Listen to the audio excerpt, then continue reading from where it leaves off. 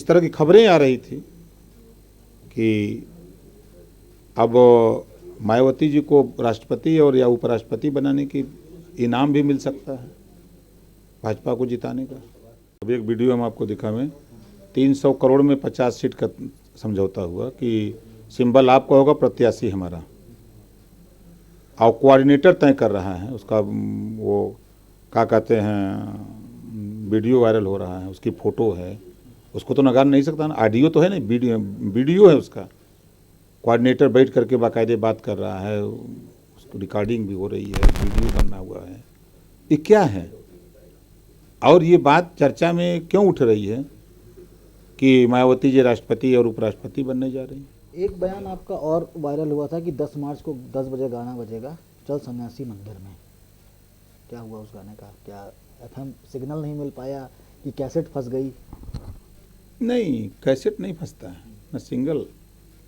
चुनाव के समय बड़े बड़े आरोप प्रत्यारोप लगते हैं।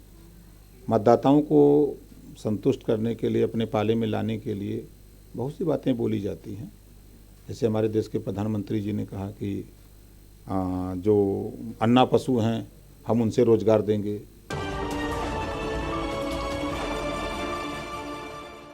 उत्तर प्रदेश विधानसभा चुनाव में सबसे चर्चित चेहरों में से एक ओम प्रकाश राजभर जी हमारे साथ हैं। सुभाषपा के राष्ट्रीय अध्यक्ष हैं और बता दें कि इस चुनाव में सुभाषपा ने 6 सीटों पर जीत हासिल की है। राजभर जी, सपा से गठबंधन किया, भारतीय जनता पार्टी को खरी कोटी सुनाई, 6 सीटें भी जीती लेकिन सरकार नहीं बन पाई। क्या वजह लगती, कहाँ कमी रह गई? कि अब इसकी समीक्षा हम लोग विधानसभा वार समीक्षा करके उस कमी को जानकारी करने के लिए 3-4 दिन के बाद तैयारी करने जा रहे हैं। जो उस समीक्षा में जो कमियां निकल करके आएंगी, उन कमियों को दूर करने के लिए हम लोग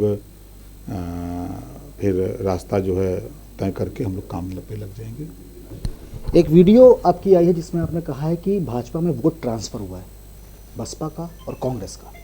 इसके पीछे की क्या वजह है?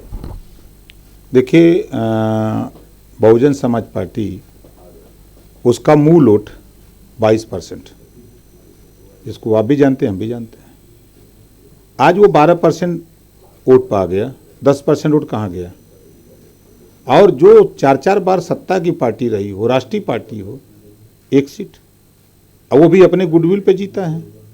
और कांग्रेस पार्टी, जो देश की सत्ता में देश चलाने वाली पार्टी हो, प्रदेश में 50 साल शासन करने वाली पार्टी हो, आज वो पार्टी 2 सीट जीती है। तो सवाल तो उठना है, स्वाभाविक है। और जिस तरह की खबरें आ रही थी कि अब मायावती जी को राष्ट्रपति और या उपराष्ट्रपति बनाने की इनाम भी मिल सकता है भाजपा को जिताने का, ये चीज़ नहीं, ये आप इतने कॉन्फिडेंस के साथ कैसे कह सकते हैं कि कांग्रेस और बसपा का जो वोट है वो ट्रांसफ़र हुआ है? क्या कोई सबूत हाथ लगा है आपके, किसी से बात हुई है, कैसे कह सकते हैं? अब एक वीडियो हम आपको दिखावें। 300 करोड़ में 50 सीट का समझौता हुआ कि सिंबल आपका होगा, प्रत्याशी हमारा, और कोऑर्डिनेटर तय कर रहा है उसका। वो क्या कहते हैं, वीडियो वायरल हो रहा है, उसकी फ़ोटो है, उसको तो नकार नहीं सकता ना, ऑडियो तो है नहीं, वीडियो है उसका। कोऑर्डिनेटर बैठ करके बाकायदे बात कर रहा है, उसको रिकॉर्डिंग भी हो रही है, वीडियो बनना हुआ है। ये क्या है? और ये बात चर्चा में क्यों उठ रही है कि मायावती जी राष्ट्रपति और उपराष्ट्रपति बनने जा रही हैं? संजय राउत जी का बयान आया कि इन दोनों को, ओवैसी को और मायावती को पद्मश्री से सम्मानित होना चाहिए, भाजपा को इन्हों पद्मश्री सम्मान देना चाहिए। ये क्या है? राजभर जी, प्रचार भी खूब प्रचंड तरीके से किया गया समाजवादी पार्टी का। आपने खुद मंच पर मौजूद रहे कई बार, कई रैलियों में। क्या लगता है, क्या जनता तक आप लोगों की बात सही ढंग से नहीं पहुंच पाई? देखिए, बाबा साहब डॉक्टर अम्बेडकर जी ने कहा है कि गुलामों को गुलामी का एहसास करा दो तो गुलाम अपनी बेड़ी की जंजीर तोड़ने के लिए छटपटा उठेगा। हम उनको जातिवाद जनगणना समझा रहे थे कि जातिवाद जनगणना हो जाएगी तो आपको भागीदारी मिलेगी बराबर। आप सरकार बना दो समाजवादी पार्टी गठबंधन की, तो हम घरेलू बिजली का बिल या 300 यूनिट बिजली फ्री देंगे, हम गरीबों का इलाज फ्री करेंगे, हम आवारा पशुओं से निजात दिलाएंगे, हम प्रदेश में एक समान अनिवार्य फ्री शिक्षा लागू करेंगे। जितने लोगों को समझाए वो तो हमारे साथ, जिनको नहीं समझा पाए या नहीं समझ पाए तो वो अभी बुलडोजर और हिंदू मुसलमान भारत पाकिस्तान के चक्कर में पड़े रह गए। यही रहा है। लगातार डेली इंसाइडर की टीम जो है वो अलग अलग जनपदों में गई, वहाँ से एक बात निकलकर सामने आई कि मुफ्त राशन और कठोर शासन पर पूरा चुनाव टिका रहा। कठोर शासन तो यही था ना कि हाथरस की बेटी के साथ बलात्कार होता है, 12 बजे रात लाश पेट्रोल डाल के जलाई जाती है और अपराधी को बचाया जाता है। कठोर शासन यही था।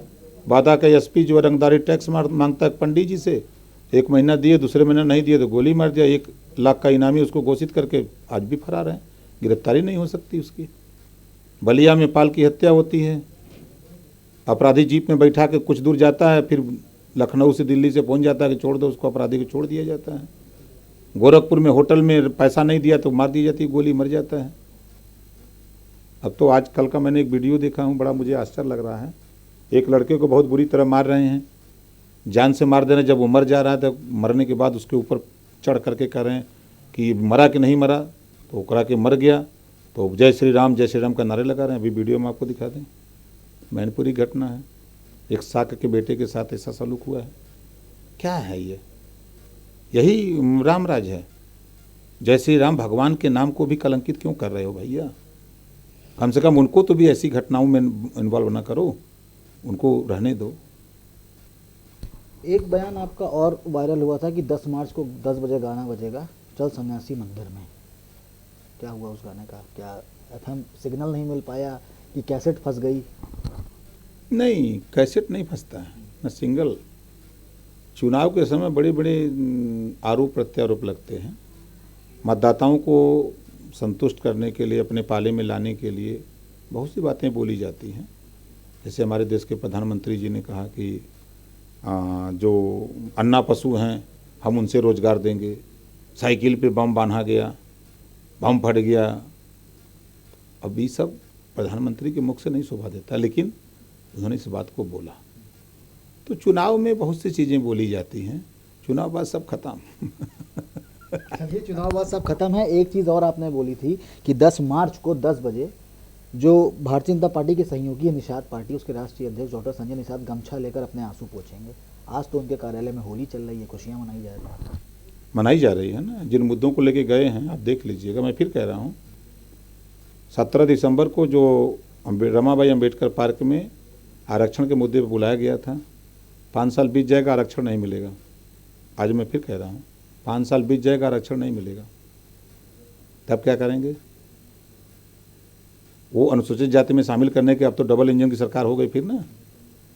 तो मिले तो पूछेगा कि अब डबल इंजन तो फिर हो गई, अब आरक्षणवा का हुआ? आरक्षण मिलेगा निषादों को कि नहीं मिलेगा? और बिंद को कहाँ छोड़ दिए, केवट को कहाँ छोड़ दिए, माझी मझवार को कहाँ छोड़ दिए, तुरहा तुरैया को कहाँ छोड़ दिए? खाली निषादा के इंचार्ज रहेंगे। राजभर जी, आखिरी सवाल। चुनाव बीत गया है, उत्तर प्रदेश में मुख्यमंत्री योगी आदित्यनाथ फिर बनने जा रहे हैं। अब अगर आपका भविष्य देखा जाए तो क्या सोच के चल रहे हैं आगे 5 सालों में क्या करेंगे, किस तरीके की चीज़ें लाएंगे, और जो 24 का लोकसभा चुनाव है उसमें किस तरीके की क्या तैयारियां रहेंगी? कि हम लोग माननीय अखिलेश यादव के नेतृत्व में जो हमारा मोर्चा है, वो मोर्चा क्या क्या कमियां रह गई हैं, किन कारणों से हम यहाँ तक नहीं पहुँच पाए, उन सारी चीज़ों पर अध्ययन करके हम लोग आगे काम करेंगे, मेहनत करेंगे और अच्छा रिजल्ट देंगे।